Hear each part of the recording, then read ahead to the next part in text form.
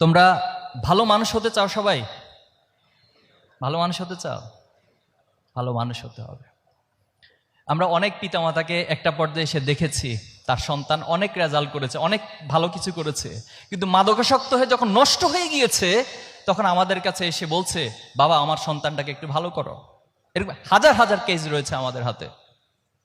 বলছে তার পড়াশোনা, তার আর কোনো রেজাল্ট দরকার নাই, তার কোনো প্লাসের দরকার নাই, তাকে অন্তত একটু মাদক থেকে ফিরিয়ে নিয়ে আসো।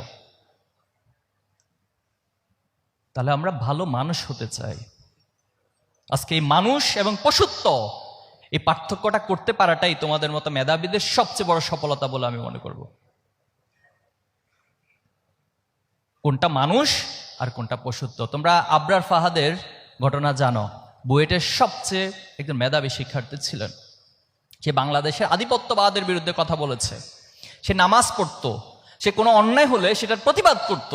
এই কারণে তারই বিশ্ববিদ্যালয়ের অন্য শিক্ষার্থীরা, তার বন্ধুরা তাকে সারা রাত সাপের মতো পিটিয়ে পিটিয়ে হত্যা করা হচ্ছে। তাহলে তার যে বন্ধুরা তাকে হত্যা করেছে, এদেরকে কি আমরা মানুষ বলতে পারি নাকি এদেরকে পশু বলতে হবে আমাদেরকে? তাহলে আজকে আমার এই বিশ্ববিদ্যালয় মানুষ তৈরির পাশাপাশি কিছু পশুও তৈরি করছে। আজকে বাংলাদেশের সর্বোচ্চ বিদ্যাপীঠ মানুষ তৈরির পাশাপাশি পশুও তৈরি করছে। আমাদের এই শিক্ষা ব্যবস্থা আমাদেরকে একটা সার্টিফিকেট ওরিয়েন্টেড প্রসেসের মধ্য দিয়ে নিয়ে যায়। এখানে তুমি সার্টিফিকেট পাবা, বড় ডিগ্রি পাবা, সবাই তোমাকে নিয়ে মিষ্টি নিয়ে হুলস্থুল হয়ে যাবে, কিন্তু দিন শেষে তুমি কি মানুষ হচ্ছ কিনা এটা না আছে আমাদের প্রাতিষ্ঠানিক কোনো ক্যালকুলেশন, না আছে সামাজিক অথবা রাষ্ট্রীয় কোনো ক্যালকুলেশন। তুমি মানুষ হচ্ছ কিনা এ জায়গায় খুব বেশি নজর নেই। এজন্য আমরা আজকে তোমাদেরকে সে মানুষ হওয়ার জন্য বলবো।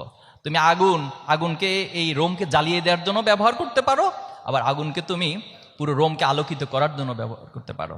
এবং তোমার ইচ্ছা যে তুমি আসলে সেটাকে কিভাবে ব্যবহার করবা। আজকে যে মেধা তোমাদেরকে আল্লাহ তাআলা দিয়েছেন, আমরা বিশ্বাস করি এই মেধার মধ্য দিয়ে তোমরা তোমাদের স্বপ্নগুলোকে এবং তোমাদের প্রত্যাশাগুলোকে সমাজের সবার জন্য আলোকিত করবে ইনশাআল্লাহ।